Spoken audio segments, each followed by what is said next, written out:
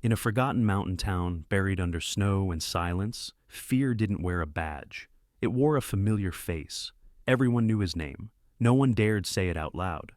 Until one winter morning, a quiet man pulled into town with nothing but an old truck, a trained German shepherd, and eyes that had seen worse than fear. He didn't raise his voice. He didn't throw a punch. He simply stayed. And when the town was pushed too far, when a woman was struck, an animal was trapped in fire, and silence demanded obedience, everything changed. What happens next will make you believe in quiet miracles and second chances for the forgotten. Before we begin, tell me where you are watching from.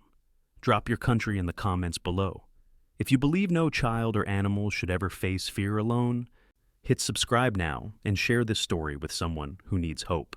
Redwood Falls sat where the forest thickened and the roads thinned, a small Oregon town pressed between endless pine trees and a sky that never quite decided what it wanted to give. In late autumn, the weather here did not arrive gently. It crept in low and gray, sinking into the cracks of sidewalks and the joints of old wooden buildings, carrying cold that felt less like temperature and more like intention. Mornings smelled of wet bark and metal. By afternoon, the air turned sharp enough to sting the lungs. By nightfall, silence settled so deeply it felt earned. Snow had not fallen yet, but its promise lingered in the wind. The clouds hung heavy, bruised with the threat of winter, and the town seemed to brace itself without realizing it. Redwood Falls had learned long ago how to endure without protest. People worked, paid what they owed, and avoided asking questions that did not come with safe answers. The highway cut past the town without slowing, a thin ribbon of asphalt that travelers used to leave places like this behind. Those who stayed did so because they had roots, debts, or nowhere else to land. Caleb Ward arrived just after noon. His pickup was old but maintained with quiet discipline, the kind of vehicle that told you its owner fixed things himself and replaced only what truly failed. The engine ticked softly as it cooled when he parked along the gravel shoulder near the town's only diner. Caleb remained behind the wheel for a moment, both hands resting loosely at 10 and 2, his posture relaxed but alert. He studied the street the way some men studied weather, reading patterns, noting absences. Caleb was 37 years old, tall without exaggeration. Lean in a way that suggested strength built for endurance rather than display. His shoulders were squared, his movements economical, as though wasted motion had been trained out of him years ago. His hair was dark brown, cut short on the sides and slightly longer on top, practical rather than stylish. A short beard traced the angles of his jaw, neatly kept, concealing an old scar near his chin, a thin white line that spoke of a past incident without asking to be explained. His eyes were gray-green, steady and observant. They were the eyes of a man who had learned to watch before acting, to measure a room before stepping into it. When people looked at Caleb, they often sensed something difficult to name: calm without softness, restraint without fear. He did not project authority, but it followed him anyway. Caleb had served 12 years as a Navy SEAL. Combat deployments had shaped his instincts, but it was not violence that defined him now. It was control. Somewhere along the line, after losing men he respected and surviving moments he never spoke about, Caleb had learned that strength meant knowing when not to use it. At his side, in the passenger seat, sat Rex. Rex was a 6-year-old German shepherd, large and powerfully built, with a broad chest and a deep black and tan coat that caught the dull daylight like burnished bronze. His ears stood tall and alert, his muzzle slightly grayed at the edges, hinting at years of work rather than age. Rex's amber eyes were intelligent and focused, missing nothing. He did not pant or fidget. He simply watched. Rex had been trained overseas, not as a pet, but as a partner. He understood tone more than words, intention more than command. Around strangers, he remained neutral, neither friendly nor hostile. Around Caleb, he was unwavering. Loyalty for Rex was not emotional, it was structural. Caleb opened the door, and Rex exited smoothly, matching his pace without a leash, stopping when Caleb stopped, moving when he moved. A few heads turned from inside the diner as they crossed the gravel lot, but no one stared long. In Redwood Falls, staring invited attention, and attention was rarely kind. The Maple Line Diner looked like it had been assembled from leftover decades. Its neon sign flickered between red and white, struggling to stay alive. The windows were smudged, the frames worn down to pale wood beneath peeling paint. Inside, warmth existed only because the heater worked harder than it should have. The bell above the door rang when Caleb stepped inside. It was thin and tired, like it had rung too many times without being listened to. The diner smelled of burned coffee, old grease, and something faintly sweet that lingered from breakfast pastries made hours earlier. Vinyl booths lined the walls, cracked and patched with duct tape. The linoleum floor bore scuff marks layered like history. Behind the counter stood Sarah Whitmore. Sarah was in her early 50s, tall and slender, with posture that suggested long years of holding herself together. Her dark hair, once black, was streaked with silver and pulled back into a low, practical bun. Her skin was fair but weathered, creased lightly at the eyes and mouth. She wore no makeup beyond a hint of lip balm, and her expression rested somewhere between kindness and caution. Sarah had lived in Redwood Falls her entire life. A former school secretary recently divorced, she had learned to speak softly and listen carefully.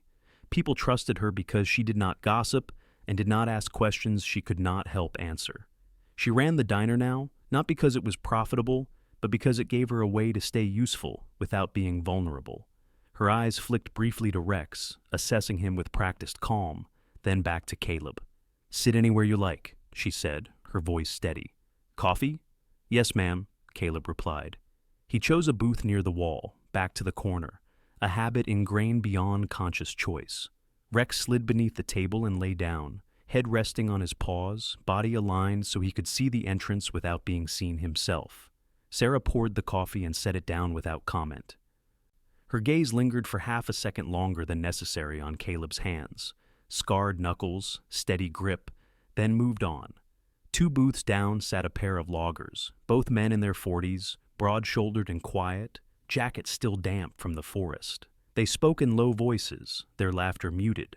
Near the window sat an elderly woman with white hair and thick glasses, stirring her tea methodically, eyes fixed on nothing in particular. And then there was Ivy Monroe. Avy moved between tables with a tray balanced on one hand, her other hand steadying plates with unconscious care.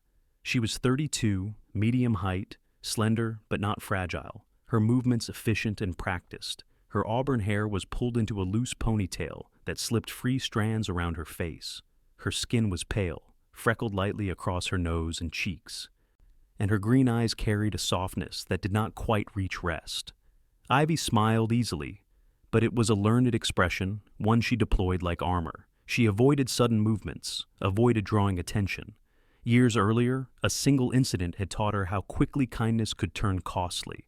Since then, she had survived by being pleasant, quick, and forgettable. When Ivy noticed Rex beneath the table, her smile faltered for a fraction of a second, not fear, but surprise. Then she nodded slightly, acknowledging discipline when she saw it. "Can I get you anything else?" she asked Caleb. "No, thank you," he said. Her gaze flicked briefly to Rex again, then back to Caleb's face. Something about him registered as different, not dangerous, but not passive either. She moved on, though her shoulders seemed to relax just a little. Outside, the wind picked up, rattling the diner's windows. Redwood Falls continued its quiet rhythm, unaware that something had shifted the moment a man who did not belong decided to stop. Caleb drank his coffee slowly, observing without intruding. He had no plan beyond rest, no intention of involvement, but places like this had a way of making intentions irrelevant. Under the table, Rex lifted his head slightly, ears angling toward the door as footsteps approached outside.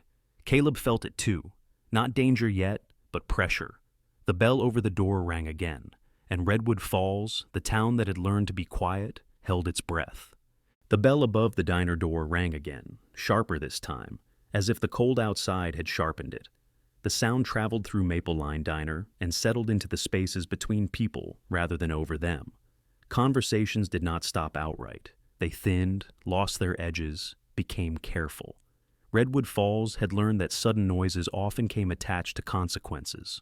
Caleb Ward did not turn immediately. He finished the sip of coffee he had already lifted, set the mug down with the same deliberate care, and then raised his eyes toward the entrance. Years of habit had taught him not to rush the moment where information revealed itself. The man who had just entered was not tall, but he carried himself as if height were optional. He was broad through the shoulders, thick in the neck, his build the result of weight rather than muscle. A worn leather jacket clung to him like a second skin, creased at the elbows and darkened by years of use. His hair was a dull black, slicked back too tightly, exposing a high forehead and a receding hairline he seemed to resent. Stubble shadowed his jaw unevenly, as if he shaved only when someone important might notice. His name was Vince Calder. In Redwood Falls, Vince was not introduced, he was recognized. The way people recognize storms before they arrived. Vince paused just inside the doorway, letting the cold air spill in behind him. His eyes moved slowly across the diner, not searching for a seat, but for reactions. He smiled when he found them, small shifts in posture, shoulders tightening, voices lowering another degree. He took that smile with him as he walked to the counter. Sarah Whitmore noticed him before he spoke. Her hand, mid-motion with a coffee pot, stilled for a fraction of a second. Sarah was good at controlling her face, but the years had taught her that control did not erase memory. Vince Calder had never hurt her directly, but she had watched him ruin men who stood straighter than he liked. That knowledge lived in the lines at the corners of her mouth. "Coffee," Vince said, not asking. Sarah poured it. She did not speak beyond that. Her restraint was not submission, it was calculation. She had learned when words helped and when they only sharpened knives. Ivy Monroe emerged from the back carrying plates. She froze when she saw Vince at the counter. Her smile arrived late and left early. Ivy had encountered Vince before, enough times to understand patterns. He liked to remind people that space belonged to him, even when it did not. He liked accidents that could be blamed on others. She set the plates down at a nearby table, hands steady through practice rather than calm, and moved behind the counter to help Sarah. Vince watched her reflection in the stainless steel warmer, his eyes lingering too long. "Didn't see you last week," he said, his tone casual, conversational. "Thought maybe you'd learned." Ivy met his eyes for just a moment, then looked down. "I was sick," she said softly. Vince chuckled, a low sound that never quite reached amusement. "That happens." At the booth near the wall, Caleb observed without comment. He had already taken measure of Vince Calder, not from reputation, but from posture, from the way his hands rested on the counter like they expected obedience from the surface itself. Vince was not a man who exploded without warning. He preferred pressure, preferred watching people fold themselves smaller to accommodate him. Under the table, Rex lifted his head, his ears angled forward, not stiff, but attentive. His body remained still, though a faint tension traveled along his spine. Rex did not respond to emotion. He responded to change. 2 stools down from Vince sat a man Caleb had not noticed earlier. He was younger, mid-20s at most, with a lean frame and shoulders that carried uncertainty rather than weakness. His brown hair was trimmed short, his jaw clean-shaven, his hands resting flat on his thighs, as if to keep them from acting without permission. This was Ethan Cole. Ethan worked odd hours at the diner to supplement his paycheck from the feed store outside town. He had grown up 1 county over, raised by a father who believed problems could be solved by patience and straight talk. Redwood Falls had already begun to complicate that belief. Watching Vince Calder exist, unchallenged, had done more damage to Ethan's sense of order than any argument ever could. Ethan glanced toward Ivy, then toward Sarah, then, without meaning to, toward Caleb. Something about the man in the corner felt solid, unmovable. It frightened Ethan a little, and relieved him more. Vince took a long swallow of coffee, grimaced, and set the mug down hard enough to splash. A few drops landed on the counter near Ivy's hand. She flinched before she could stop herself. "Careful," Vince said lightly. "You get clumsy when you're nervous." "I'll wipe it," Ivy replied, already reaching for a towel. As she leaned forward, her elbow caught the edge of the mug. The coffee tipped, spilling across the counter and onto Vince's jacket sleeve. It was a small thing, a simple accident. The kind that could have ended with laughter in a different town. The sound of Vince's hand striking the counter cut through the diner. Silence followed, heavy and immediate. Vince stood, his chair scraped backward, loud in the quiet. He loomed over Ivy, close enough that she could smell the stale sweetness of alcohol beneath his cologne. For a moment, it seemed as if he might shout. Instead, he smiled. "You see," he said, voice low, "this is what happens when people forget themselves." He raised his hand, The slap was sharp, precise. It echoed. Ivy staggered back a step, her face turning with the force of it. A red mark bloomed along her cheek almost instantly. She did not scream. She did not cry. Her eyes widened, not with pain alone, but with the sudden realization that the line she had spent years avoiding had found her anyway. Sarah moved without thinking, stepping around the counter. "Vince," she said, her voice firm despite the tremor beneath it. "That's enough." Vince turned his head slowly, his smile gone. For a moment, his eyes were flat, calculating. Then he shrugged, as if bored. "Teach your staff better," he said. "I won't have accidents." At the booth, Caleb had already risen to his feet. He did not move quickly. He did not rush toward the counter. He simply stood, his posture straight, his presence unmistakable. He did not look at Vince's hand. He looked at his eyes. Rex rose beneath the table, his body unfolding in one smooth motion. He did not bark. He did not growl. He stood at Caleb's side, head level, gaze fixed on Vince's center mass. The effect was immediate. Vince noticed them then, not as background, not as furniture, but as interruption. His eyes flicked to Rex first, then up to Caleb. Something in his expression shifted, subtle but real. Vince was accustomed to fear. He recognized its absence like a wrong note. "What's your problem?" Vince asked. Caleb did not answer at once. He reached into his jacket pocket, withdrew a few bills, and placed them neatly on the table. His movements were unhurried. "No problem," he said finally. His voice was calm even. "Just leaving." Vince laughed, but it was forced. He stepped closer, placing himself between Caleb and the door. He smelled of leather and irritation. "Nobody leaves when I'm still talking." Caleb held his gaze. He did not raise his hands. He did not touch Rex. "Then you're talking to yourself," he replied. Under the counter, Ethan's heart pounded. He watched Vince's face darken, watched Ivy press a shaking hand to her cheek, watched Sarah stand rigid, unwilling to retreat. The room felt smaller, as if the walls had leaned inward. For a long moment, nothing happened. Then Vince smiled again, thin and unpleasant. "This isn't over," he said, stepping aside just enough to let Caleb pass. "Not for you?" Caleb nodded once, not in agreement, but acknowledgement.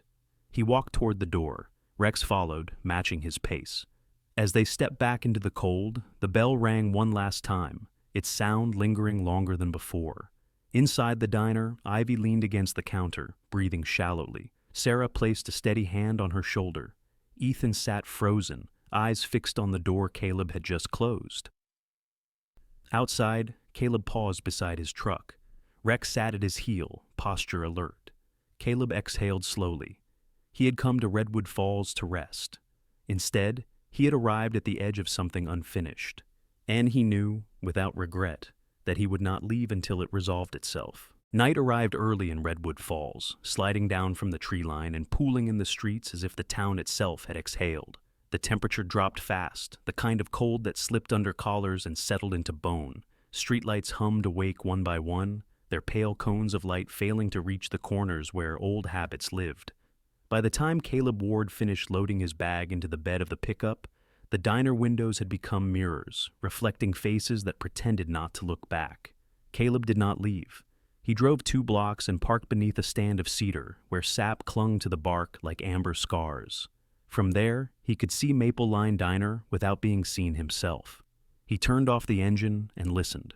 Redwood Falls had a sound at night, wind through needles, the distant cough of a diesel, the occasional bark of a dog that knew when to stop. Rex sat upright in the passenger seat, 6 years old and composed, his chest rising evenly. The dog's coat looked darker at night, black deepening to ink along his back, tan flaring at the shoulders like quiet fire. Rex's ears pivoted, cataloging the town. He did not whine. He waited.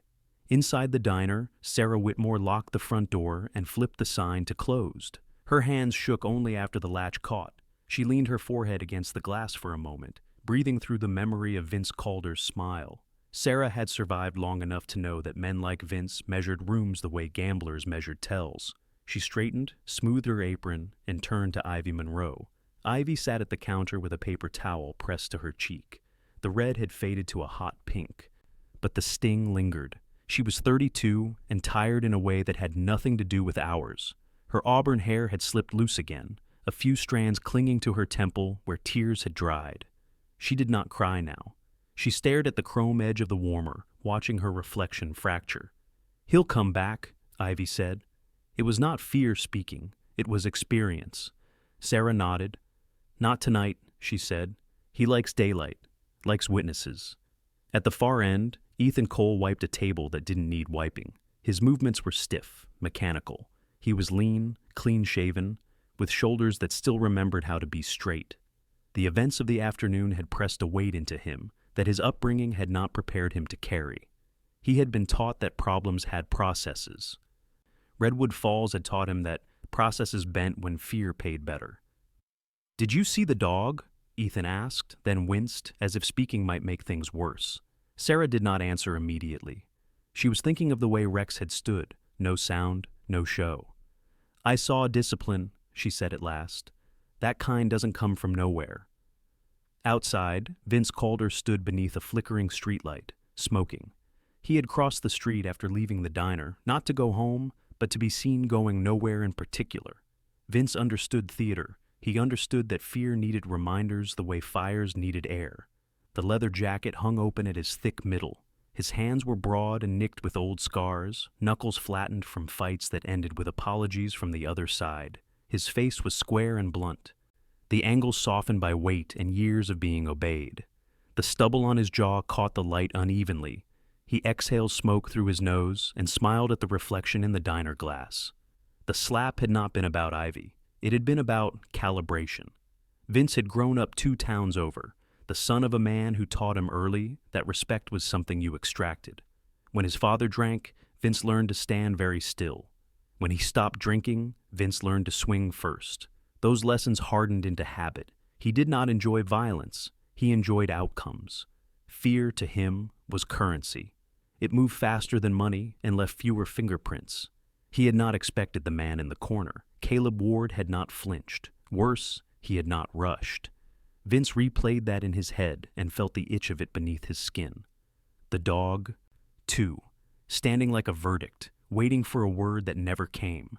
Vince crushed his cigarette under his heel and glanced down the street where the pickup had disappeared.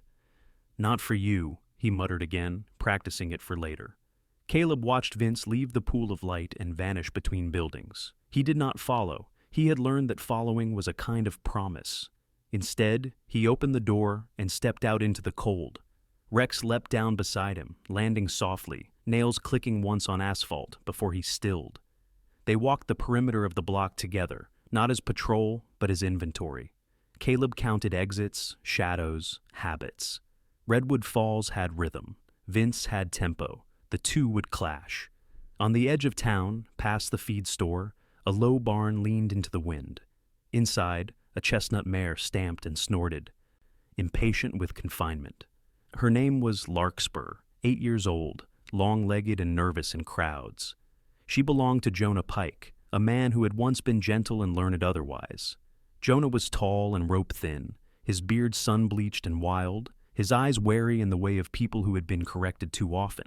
Vince had broken Jonah's fence line last winter, over a debt that wasn't owed.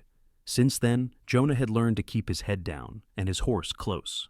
That night, Jonah tightened the barn door and checked the latch twice. He had heard about the diner. News traveled differently in places like Redwood Falls, quietly, sideways, with meaning attached. He rubbed Larkspur's neck, feeling the heat under her coat. "Easy," he whispered, though he wasn't sure which of them needed it more. Back in town, Ethan closed the diner with Sarah and Ivy. When the lights went off, the dark pressed close. Ethan offered to walk Ivy home. She hesitated, then nodded. The sidewalk felt longer than usual, the night louder. Halfway down the block, they passed a man leaning against a truck, Caleb Ward. He did not speak. He simply nodded, acknowledging them without intruding. Rex sat at his heel, calm as stone. Ivy felt something loosen in her chest that she had not known was tight. "Thank you," she said, surprising herself. Caleb inclined his head. "You're welcome," he replied, though he knew gratitude was premature. Ethan walked Ivy to her door and waited until she turned the key. When she was inside, he stood for a moment longer, staring at the street as if it might explain itself. Then he went home and did not sleep. The next morning dawned brittle and bright. Frost clung to windshields and fences alike. Redwood Falls woke carefully, testing the day. At the diner, Sarah brewed coffee and listened to the radio without hearing it. Ivy arrived early, her cheek faintly bruised now, yellow beginning to show beneath the skin. She tied her apron with more care than usual. Ethan came in with dark circles under his eyes and a resolve he did not yet trust. Caleb returned to the diner at 8. He sat where he had before. Rex lay beneath the table, chin on paws, eyes open. Sarah poured coffee and did not ask questions. Outside, a pickup idled across the street longer than necessary, then drove on. Vince Calder watched from farther away, from behind a pane of glass that reflected him into fragments. He had spent the night considering options. He could lean harder. He could send a message. He could make the town remember why it stayed quiet. The man with the dog complicated the math, but not enough to stop it. Vince smiled to himself, already choosing the shape of the next reminder. Caleb felt it then, the pressure he had known before the sound of mortars, before doors gave way. He did not move. He did not leave. He sipped his coffee and watched the door. Redwood Falls had begun to count the cost of silence, and the ledger was not finished. Morning in Redwood Falls did not forgive the night. Frost clung to the edges of everything, whitening the grass and dulling the colors until the town looked sketched rather than built. The sky was clear and pale, a hard blue that promised cold without drama. People emerged slowly, testing the day as if it might bite. Trucks started, idled, moved on. Doors opened and closed with deliberate care. Caleb Ward finished his coffee at the Maple Line Diner and paid in cash. He did not linger. He nodded once to Sarah Whitmore, who returned it with a look that held both gratitude and caution. Ivy Monroe met his eyes for a breath longer than before. The bruise on her cheek had softened into yellow and green, but it marked her all the same. She gave him a small, brave smile. Caleb answered it with a nod that did not promise anything it could not keep. Outside, Rex waited. The German shepherd rose when Caleb did, 6 years old and composed, his coat catching the brittle sunlight. His tail hung relaxed, neither tucked nor wagging, his posture neutral and ready. Caleb checked the truck, then drove east toward the edge of town, where gravel replaced pavement and fences began to mean something. At Jonah Pike's place, the barn stood crooked against the wind, boards silvered by years. Jonah was already out, pitchfork in hand, moving hay with a rhythm that suggested both practice and restraint.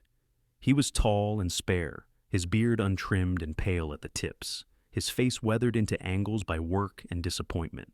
When he saw the truck, he froze, then set the pitchfork down, with care. "Morning," Jonah said, voice cautious but not unfriendly. "Morning," Caleb replied. He did not introduce himself. He did not ask permission. He stood at the fence and waited. Larkspur shifted inside the barn, hooves thudding softly. When Jonah opened the stall, the mare stepped out, 8 years old and high-strung, her chestnut coat bright against the gray. Her ears flicked forward and back as she took in Caleb and Rex. She snorted once, testing the air. "Easy," Jonah murmured, hand on her neck. He glanced at Rex. "She don't like surprises." Rex lowered his head slightly, eyes softening. He did not advance. He understood animals that listened before deciding. Larkspur's nostrils flared, then she settled, her weight evening out. "Fence looks new," Caleb said, gesturing to the fresh boards. Jonah's mouth tightened. "Had to be." Caleb nodded. He did not ask who had broken it. He already knew. "He'll come again," he said, not as warning, but as fact. Jonah looked out toward the trees. "He always does." By noon, word had traveled, not the kind that spread with speed, but the kind that accumulated weight as it moved. At the feed store, men paused longer than usual by the counter. At the post office, a woman named Helen Brooks, no relation to Caleb, sorted mail with her lips pressed thin, her gray hair pinned tight. She had seen towns tip before. She did not like the angle. Vince Calder took his time that day. He washed his hands, shaved his neck, chose a different jacket. He understood optics. He drove out to the quarry road, where Jonah's land narrowed, and waited until the sun dipped enough to throw long shadows. When he arrived at the barn, he did not knock. He did not have to. He leaned against a post and whistled. Jonah came out, jaw set. Larkspur stamped behind him. "You're late," Vince said lightly. Jonah said nothing. Vince's men stepped from the truck, 2 of them. The first was Mason Rourke, thick through the arms, shaved head gleaming, beard cropped short and squared. Mason had once been a good boxer until a bad knee and a worse temper ended it. He moved with the confidence of someone used to pushing without pushback. The second was Eli Navarro, slimmer, dark-haired, eyes too quick. Eli smiled often, the habit of a man who had learned that charm smoothed over messes. "Fence still standing," Vince observed. "That's good." Jonah's hands curled. "You got what you asked for." Vince stepped closer. "What I asked for was peace." He reached out and tapped the post with 2 fingers. The sound carried. Rex barked once from the road. Not loud, not long, a boundary. Caleb stepped into view, then calm as winter. He had parked where the trees hid him and walked the rest. Rex came to heel without command. The men turned. Vince's eyes narrowed, calculating. "This ain't your place," Vince said. Caleb stopped at the edge of the yard. "It is today." Mason laughed, a short bark. Eli's smile thinned. Vince considered the distance, the dog, the posture. He lifted a hand, not to strike, but to signal. "Not here," he said to his men. He stepped back, hands open. "We'll talk later."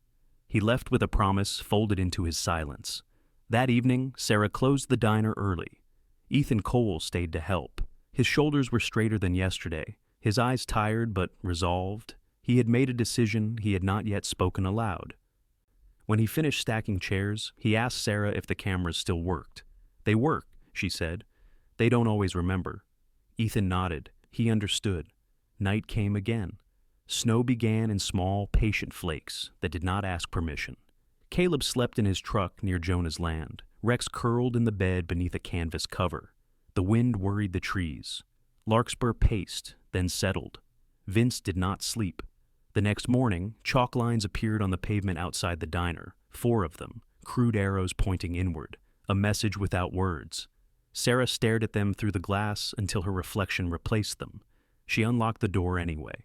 By midday, a stranger arrived. He parked a state truck near the feed store and stepped out with a clipboard. His name was Mark Ellison, mid-40s, tall, clean-cut, with a mustache trimmed to regulation. He moved with the cautious authority of someone used to being resented. He asked questions without insisting on answers. Redwood Falls watched him like a cat watches water. Caleb met Ellison by the diner. They spoke quietly. Rex lay at Caleb's feet, eyes half-lidded, listening. Ellison glanced at the chalk lines. "That new?" "Today," Caleb said. Ellison sighed. "I can't do much without complaints." Caleb nodded. "They're coming." As if summoned, Vince's truck rolled past, slow. Mason leaned out the window and spat. Eli waved, friendly as a neighbor. Ellison watched them go. He wrote something on the clipboard. "Be careful," he said to Caleb, not as warning, but as courtesy. The afternoon passed with brittle calm. Ethan finished his shift and did not go home. He sat in his car, engine off, watching the diner door. Ivy emerged at dusk, scarf wrapped tight, eyes forward. She saw Ethan and paused.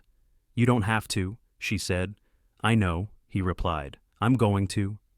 Night fell early. The chalk lines blurred under snow. Vince waited until the streetlights hummed to life and the last truck left the feed store. Then he returned, not alone, not loud. He stood across from the diner and looked at the windows.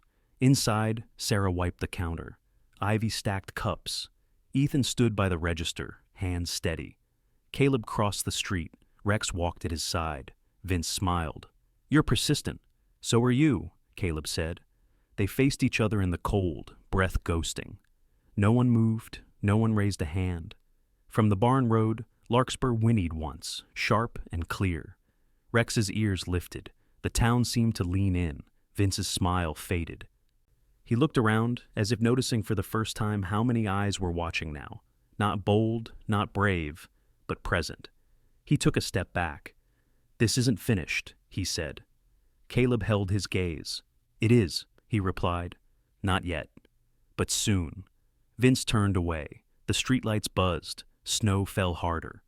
Redwood Falls exhaled, uncertain but awake. Snow fell with intention now, not in tentative flakes, but in steady sheets that softened the town's hard edges and hid the chalk arrows that had marked the diner the day before. Redwood Falls woke to a quieter street and a louder unease. The cold pressed down like a held thought. People moved with purpose, not because they knew what to do, but because stopping felt worse. Caleb Ward rose before dawn. He slept lightly in the truck near Jonah Pike's land, the kind of rest that kept one ear open to the wind and the other to patterns that didn't belong to nature. Rex lifted his head the instant Caleb shifted, 6 years old and attuned, his breath fogging the canvas as he waited for direction. Caleb checked the tree line, the road, the barn. Larkspur whickered once inside, then went still. Nothing had happened overnight, which told Caleb something had been postponed, not abandoned. By 8, the Maple Line Diner was open again. Sarah Whitmore had brewed coffee strong enough to anchor the room. She stood straighter today, her gray-streaked bun tighter, her eyes sharper. Ivy Monroe arrived early too, scarf wound twice around her neck, chin lifted. The bruise on her cheek was fading, but its memory wasn't. Ethan Cole parked across the street and sat with the engine off, counting his breaths until they matched his hands. Caleb entered without ceremony. Rex settled beneath the booth, posture neutral, eyes open. Sarah poured coffee and slid it over without a word. She had learned that words could be misused, presence could not. Ethan approached the booth when the room was empty enough to feel private. He was pale, his jaw clenched, his brown hair damp from snow. He sat without being invited and spoke quickly, as if momentum might desert him if he slowed. "I checked the cameras," he said. "Not the main feed, the backup." Sarah froze behind the counter. Ivy's hand tightened on a stack of cups. "Some nights," Ethan continued, "they cut out, some don't." He swallowed. "Yesterday didn't." Caleb nodded once. "You copied it." Ethan blinked, surprised by the certainty. "Yes." "What else?" Caleb asked. Ethan hesitated, then reached into his jacket and withdrew a small flash drive. His fingers trembled as he placed it on the table. "There's more," he said. "Not just the diner, the feed store too. A friend of mine, Caleb Trent, works nights there. He showed me where they keep the old DVR. Caleb Trent arrived 10 minutes later, stamping snow from his boots. He was stocky, mid-30s, with a thick beard that he trimmed into a neat square and a face marked by old acne scars. His eyes were kind but guarded, the look of a man who had learned to be helpful quietly. He set a second drive down and nodded to Sarah. "I don't want trouble," he said preemptively, "but I don't want this either." Across town, Vince Calder learned about the drives before noon. He stood in the back room of a closed auto shop, fluorescent light buzzing above him, and stared at Mason Rourke. Mason shifted, his shaved scalp gleaming, his thick arms crossed. Eli Navarro leaned against a tire rack, smile gone, eyes alert. "Who told you?" Vince asked. Eli shrugged. "Everybody's talking less, means they're talking more." Vince exhaled slowly. He prided himself on anticipation. He had missed this turn. "We'll take it back," he said, then corrected himself. "We'll make it disappear." By mid-afternoon, the town's lone state presence, Mark Ellison, returned with a colleague. Her name was Ruth Klein, early 50s, tall and square-shouldered, hair pulled into a tight braid that looked like it could withstand weather. Her face bore the calm lines of someone who had learned to listen for the important things beneath noise. She wore a heavy coat and boots scuffed by roads like these. Ruth did not introduce herself loudly. She shook hands once and took notes without performing reassurance. Caleb met them at the diner's back booth. Rex lay between his boots, eyes half-lidded, listening. Sarah brought coffee. Ivy sat nearby, hands folded. Ethan hovered by the counter, trying not to shake. Ruth watched Ivy's cheek, the yellowed bruise. "Tell me," she said, and waited. Ivy did. Not dramatically, not completely, she told enough. Outside, snow muffled sound. Inside, the air shifted. Evidence, when it existed, changed how rooms held breath. Vince chose dusk. He drove to Jonah's place first, truck lights cutting through the trees. Mason and Eli followed in a second vehicle. Larkspur stamped as the engines approached. Jonah stepped out, hands empty, shoulders squared by necessity rather than courage. "We're done," Vince said, voice light. "With you." He reached for the fence latch. Rex barked once, again, a boundary. Caleb stepped into view from the barn's shadow. He did not block Vince's path. He defined it. Mason's jaw tightened. Eli's eyes flicked to the dog. "Not tonight," Caleb said. He didn't raise his voice. He didn't need to. Vince smiled thinly. "You're persistent." Caleb met his eyes. "So is truth." Vince laughed, but it was hollow. He turned away, irritation sharpening into something riskier. He drove back toward town, choosing the diner as the stage he knew best. The Maple Line's windows glowed against the snow. Inside, Ruth and Ellison were still there. Sarah wiped the counter. Ivy stacked cups. Ethan stood by the register. Caleb crossed the street as Vince pulled up, Rex at his side. Vince did not enter. He circled once, slowly, headlights washing the windows, then stopped across the way. Mason stepped out, shoulders rolling. Eli followed, hands in pockets. Ruth Klein stepped onto the sidewalk. She did not rush. She stood where the light fell evenly across her face and raised her badge just enough to be seen. "Evening," she said. "Let's talk." Vince's smile faltered. He looked at the badge, at the dog, at the windows where people now stood visible. The math had changed again. He took a step back. Mason hesitated. Eli's mouth tightened. "Not tonight," Vince said, echoing himself from earlier. He retreated to the truck. Tires crunched. The engine growled. They left without a word. The snow kept falling. Inside, no one cheered. Relief came quieter than fear. Sarah poured coffee. Ivy exhaled. Ethan slumped into a chair, laughing once, shaky. Ruth collected the drives. "This isn't over," she said to Caleb, not as warning, but as timeline. "But it's moving." Caleb nodded. He watched the street until it emptied. Rex sat at his heel, calm, steady. Redwood Falls did not sleep easily that night, but it slept. Snow stopped sometime before dawn, leaving Redwood Falls wrapped in a quiet that felt earned rather than imposed. The streetlights clicked off one by one as morning crept in, revealing roads softened by white and footprints that crossed, paused, turned back. The town looked calmer than it felt. Calm had become a disguise here, something worn so often it fooled even the people who depended on it. Caleb Ward woke with the first pale light. He had moved the truck closer to town overnight, parking where he could see both the diner and the side street that led toward the quarry road. Rex stirred as Caleb shifted, 6 years old and tireless in his attentiveness, stretching once before settling again. His coat was dusted with snow crystals that melted into dark flecks as he rose, ears lifting to the morning. The dog's presence grounded Caleb, a living measure of steadiness in a place that was learning how to stand. Inside the Maple Line diner, Sarah Whitmore unlocked the door earlier than usual. She stood for a moment with the key still in her hand, breathing in the familiar smell of old wood and coffee grounds. Her reflection in the glass looked older than she felt, the silver in her hair brighter against the dim interior. Sarah had lived long enough to know that days like this demanded action disguised as routine. Ivy Monroe arrived minutes later, her scarf loosened, her posture different, not taller exactly, but less folded. The bruise on her cheek had faded to a dull yellow, but it still marked her. She touched it briefly in the mirror, then turned away. She had decided not to hide it anymore. Ethan Cole parked across the street and watched the diner open. He had not gone home. He had sat in his car through most of the night, engine off, replaying conversations and silences. He was young, but the night had added something to his face, a tightness around the eyes that came from choosing a direction without knowing where it ended. When he finally stepped out into the cold, his hands were steady. Caleb entered the diner as the coffee finished brewing. Sarah poured him a cup without asking. Rex slid beneath the booth and lay down, chin on paws, eyes open. Outside, a few townspeople slowed as they passed, glancing through the windows longer than they used to. Presence was accumulating. By mid-morning, Mark Ellison returned with Ruth Klein. They brought no sirens, no announcements. Ruth wore the same heavy coat, her braid tucked inside her collar, her expression unchanged. She set up at a back booth with a legal pad and a recorder she did not turn on yet. "We're going to talk," she said, not loudly. "Anyone who wants to." For a long moment, no one moved. Then Sarah sat.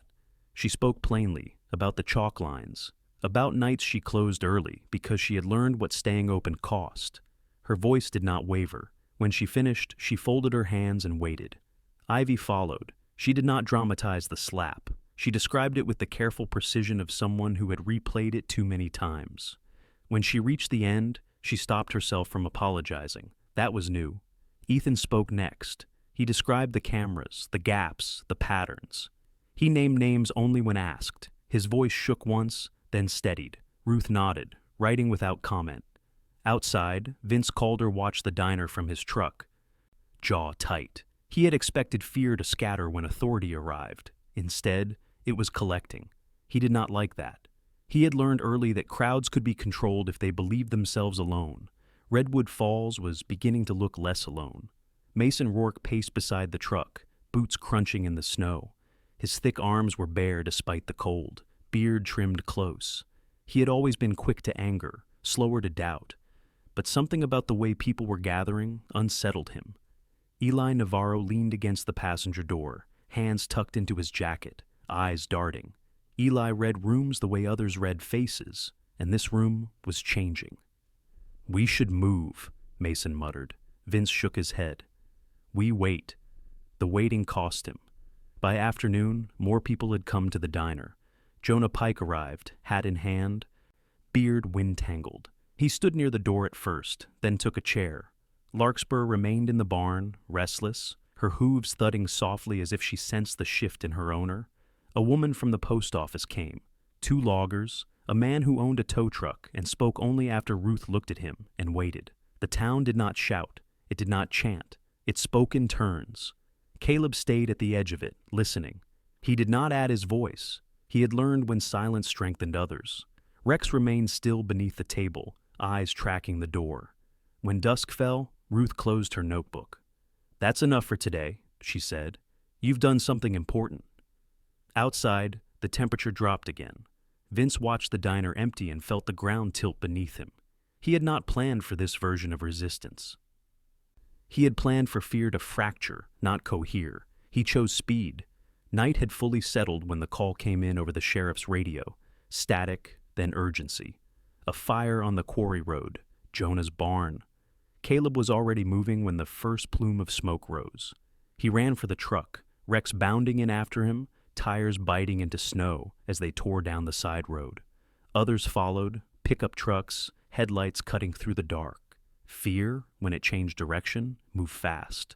The barn was burning when they arrived, flames licking at old boards, smoke thick and bitter.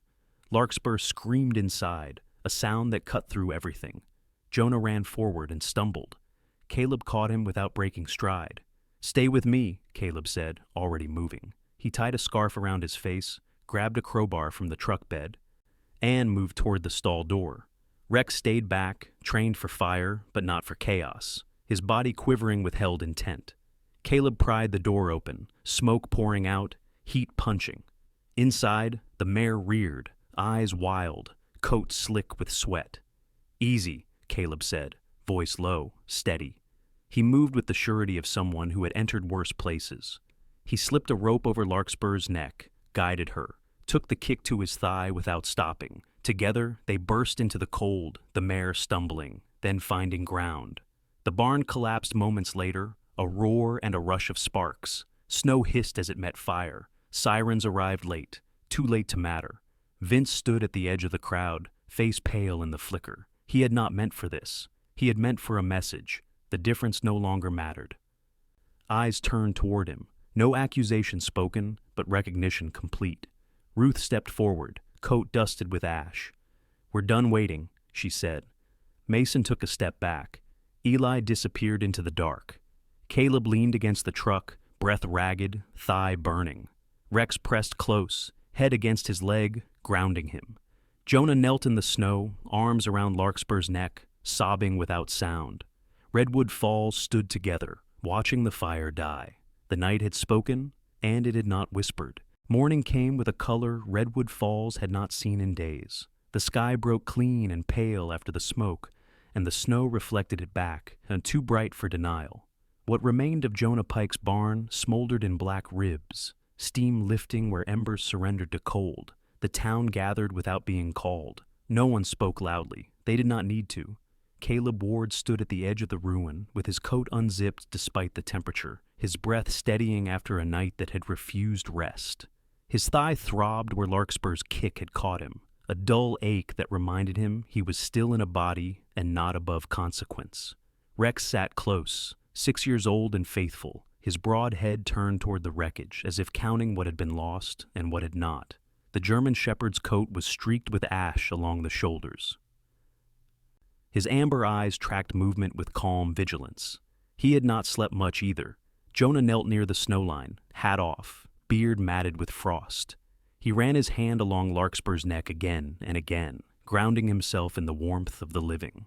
The mare stood quiet now, sides heaving, chestnut coat dulled by soot, eyes still bright with fear, but anchored by the familiar pressure of Jonah's hand.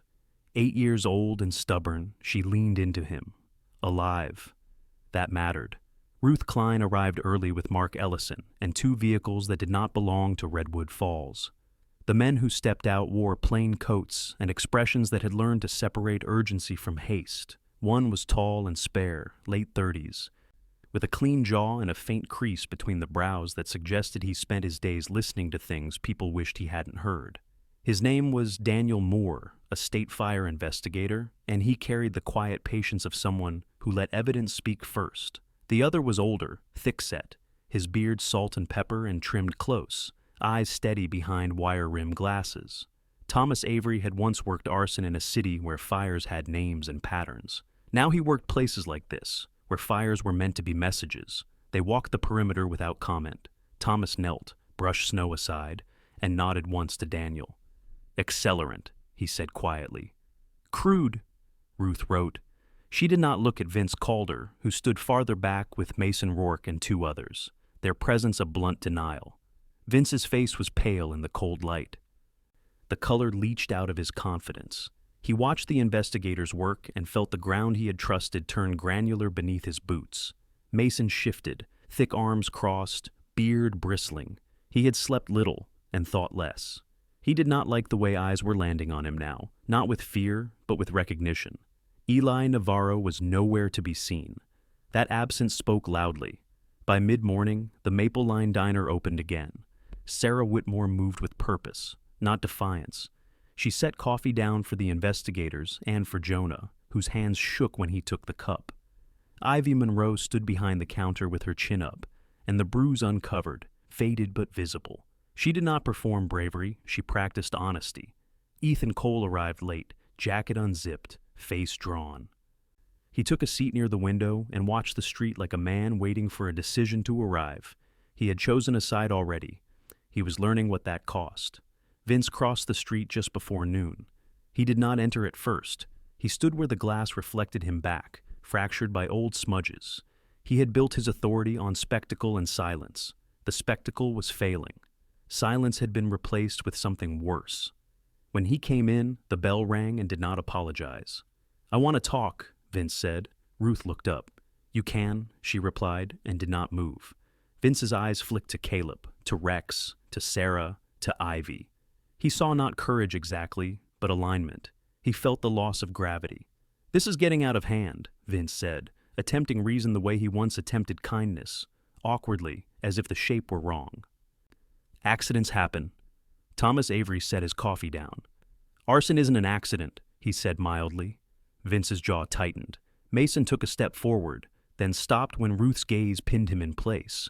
It was not threat. It was jurisdiction. Ruth stood. She was tall enough that Vince had to tilt his head to meet her eyes. "We have evidence," she said. "We have witnesses, and we have motive. You can sit down, or you can leave and be detained elsewhere." The room held its breath. Vince laughed once, brittle. "You think this town will stand with you?" Jonah stood then, hat still off, beard trembling in the cold air. "It already has," he said, voice rough but clear. A woman from the post office nodded. One of the loggers shifted his weight forward. The tow truck owner folded his arms and waited. No one shouted. No one clapped. Presence did the work. Vince backed toward the door, anger flashing and dying in quick succession. He turned to Mason. "We're leaving." Outside, snow began again, thin and patient. They made it 2 blocks. The sirens were not loud, but they were enough. Daniel Moore's team had moved quickly. Thomas Avery's report was already on Ruth's phone. Mark Ellison stood by the cruiser with a look that said he had waited longer than most for this moment to become ordinary. Vince stopped when the lights painted the snow red and blue. Mason swore under his breath. The cuffs came out without ceremony. The metal clicked. Vince said nothing. He had run out of useful words. Eli Navarro was picked up that afternoon at a motel on the highway, trying to be charming, with a clerk who had learned when charm meant trouble. He did not resist. He had never believed in last stands. By evening, the town settled into a quieter rhythm. The barn was gone, but the fire had burned something else down with it. People walked slower, talked longer. The Maple Line diner filled with the low murmur of relief, learning its limits. Caleb sat near the wall, his thigh bandaged under his jeans, Rex at his feet. He watched Ruth and Daniel Moore pack their things. Thomas Avery left with a nod to Sarah that acknowledged good coffee and better timing. Ruth paused by Caleb's booth. "You could have left," she said. Caleb nodded. "So could they." She smiled once, thin and sincere. It matters when someone stays. Outside, Jonah led Larkspur past the diner window.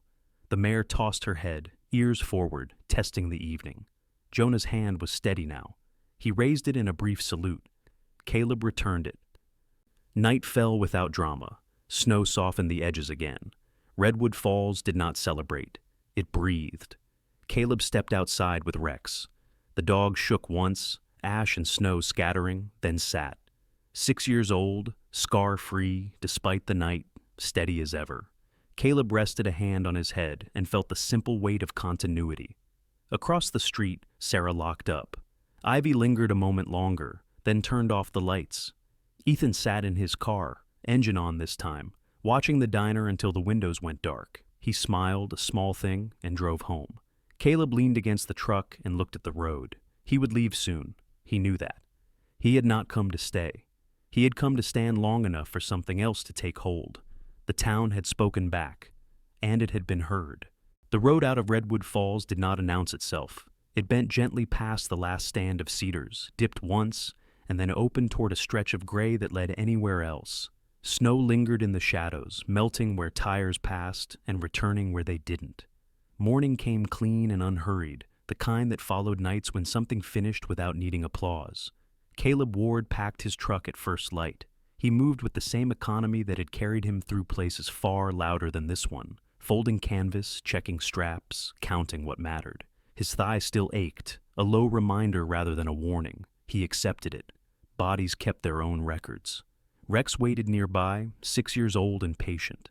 His black and tan coat brushed clean of ash now, ears turning to catalog the sounds of a town waking differently. He did not pace. He trusted the sequence. Across the street, the Maple Line diner opened its door. Sarah Whitmore stood framed in the doorway, her posture easy for the first time in days. She had slept. The silver in her hair caught the light. She raised a hand in greeting, not calling out. Caleb returned it with a nod that carried no promises. That was enough. Inside, Ivy Monroe moved between tables with the steady grace she had always had and a new stillness beneath it. She wore a light scarf now, not to hide the bruise. Its color had nearly gone, but because the morning was cold. When she saw Caleb through the window, she paused, then smiled, not small this time. It surprised her. She let it stand. Ethan Cole sat at the counter with a mug he hadn't touched yet. He looked younger without the weight of the night pressed into his shoulders. He had gone home and slept until dawn, the first unbroken rest he'd had since choosing to speak. When Caleb stepped inside to return the thermos Sarah had lent him, Ethan stood. "I wanted to say," Ethan began, then stopped. He had learned to measure words, too. "Thank you," he finished simply. Caleb met his eyes. "You did the hard part," he said. It wasn't encouragement, it was fact. Jonah Pike arrived with Larkspur just after 8. The mare walked the length of the lot with a short, stiff step. Smoke had not harmed her lungs, but fear lingered in muscle memory. 8 years old and proud, she tossed her head, then settled when Jonah murmured to her. Jonah looked thinner than he had before the fire, but straighter. His beard was trimmed now, not neat, but intentional. He stopped beside the truck. "We'll rebuild," Jonah said, not asking. "Different this time," Caleb nodded. "She'll tell you how," he said, glancing at Larkspur. The mare snorted once, as if offended by the suggestion that anyone else might decide. A woman Caleb had not met before approached the lot, her boots leaving clean prints in the slush. She was in her early 40s, medium height, with dark hair braided down her back and a face that held laughter lines she did not hide. Her name was Nora Ellings, and she ran the lumber co-op 2 towns over. She had come with a flatbed and a plan. Redwood Falls had learned something else overnight: how to ask for help without apology. "We'll start with posts," Nora said, shaking Jonah's hand, "and a roof that sheds snow like it means it." Jonah blinked, then smiled, the expression tentative but real. Ruth Klein stopped by last. She wore civilian clothes now: jeans, a wool coat, boots scuffed by roads that did not forgive distraction. She handed Caleb a folded paper. "You'll be asked to testify," she said. "Later, when it matters." Caleb tucked the paper into his jacket. "It will," he replied. Ruth studied him a moment. "You don't plan to stay?" "No," he said. She nodded. "Then go while the leaving is good." By mid-morning, the town found its voice in small ways.